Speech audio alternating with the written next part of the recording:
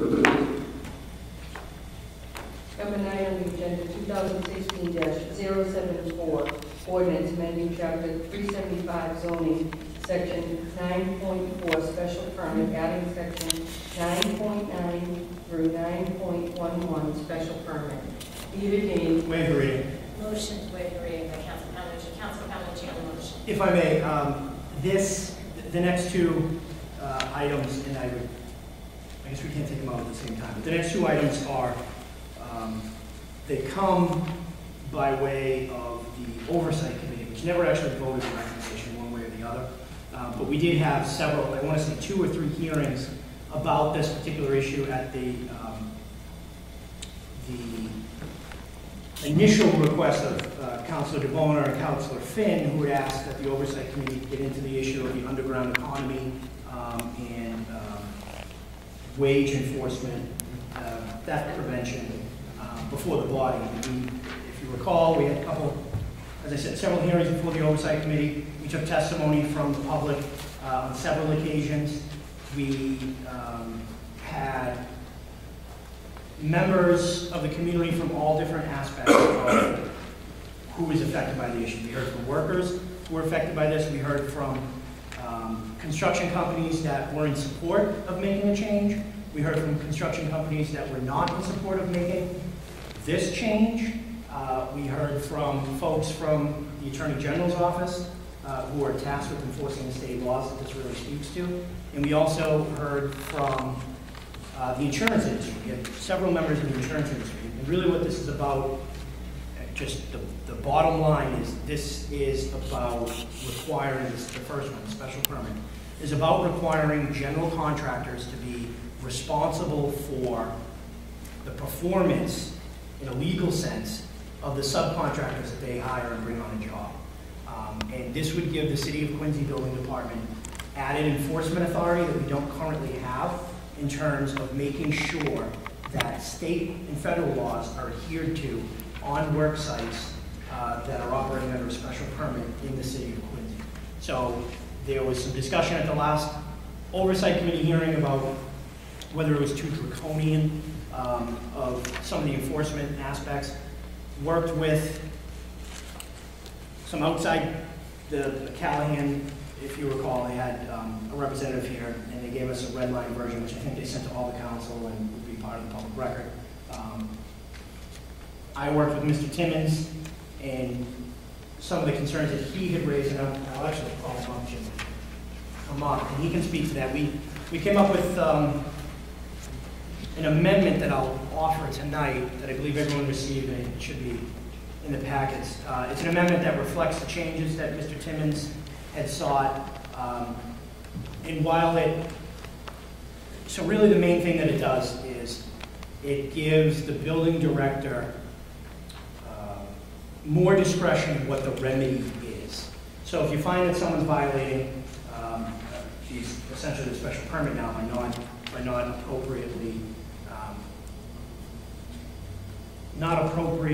following state and federal laws as it relates to a construction site and employment, workers' compensation, insurance, and things like that, that the building department, rather than simply shutting the entire job down as an initial step, would have the authority to request that a subcontractor be kicked off the job site, removed from the job site, and if that doesn't happen, then the general contractor runs the risk at the building department's discretion within a certain amount of time of shutting the whole job down. So it's more of a staggered approach. It essentially gives the building director the same amount of authority without prescribing what steps he needs to take at which point. Right? Jen, do you think that's well, that's a very fair summary of what's occurred here. Essentially, Councillor Palmucci turned the ordinance over to me, and I had pretty grave concerns about potential ramifications of some of the provisions. So we were able to work through it together. Ms. Manning was kind enough, at my request, to provide me with some of the tapes of the prior public hearings so I could confirm some of the concerns. And essentially, the way the clean version now reads, I provided councilors, albeit a bit late, I apologize for that, but I provided copies of a clean version and the edited version that resulted from my discussions with Councillor Palmucci, with whom I worked as he was the drafter of the ordinance. And essentially, as he just summarized, what we've done is cleaned up the language a bit so that a job will not end up shut down for any prolonged period of time. We're assuming that by notifying a particular contractor, if we're able to confirm, not just if there's confirmed that somehow there's non-compliance, what will happen is that contractor will be notified by our building department that they're off the job. And the general contractor will be contacted and we'll look for expedited compliance. One of the somewhat cumbersome options in the first version was that the only right of appeal was to the zoning board.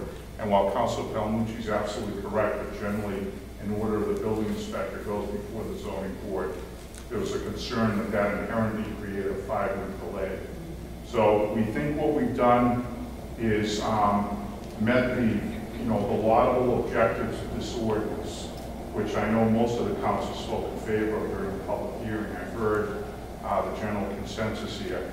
But we cleaned it up a bit so that the impact of this is that whoever the wrongdoer is the party that we're really going after, and that we're correcting whatever the particular issue is and hopefully not impacting a project.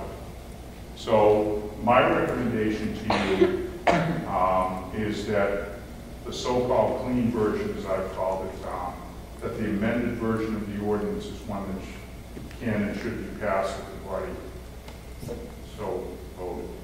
One quick point, Jim, just about advertising. The clerk just informed me that the first version was advertised on 3/24, which is not the version that's before us tonight for passage.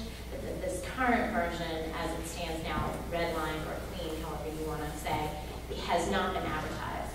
And there was some concern that perhaps you couldn't pass this evening because it wasn't advertised. Is that your feeling or no? Well, an amendment to an already previously advertised ordinance does not necessarily have to be re-advertised. It depends on the nature of the change. I don't believe that these changes are of the sort that would prompt an additional advertising. However, if there's a concern on the part of Madam Clerk, and I'll defer to Councilor Palmucci, so I'm not quite certain about timing.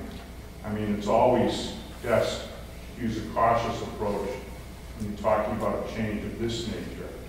But I believe that the amendments that we've made have actually been consistent with what was advertised, and it's a little narrower than the somewhat broad sweeping prior ordinance. So. That's fine. I have no problem with that. Does anyone else? Yes, Councilor Finn. Before I get into it, I would say it would be an absolutely bad precedent to advertise. Again, I mean, this suggestion that we would have to advertise every little amendment that we make if everything comes up here. This is not really a substantive change per se. It was really part of what was discussed at, and again, at an appropriately advertised public hearing remark. But I would be happy to pass it this evening. I wanted to just make sure I'm clearly understanding this, is that during the public hearing, there was some interest, so to speak, of people who were speaking who suggested that this should only apply to subcontractors. And that Suggested what? I'm sorry. there was a suggestion almost that this ordinance should only apply to subcontractors. Somehow general contractors should be exempt from this ordinance. This change does not affect that at all. This actually gives the inspector greater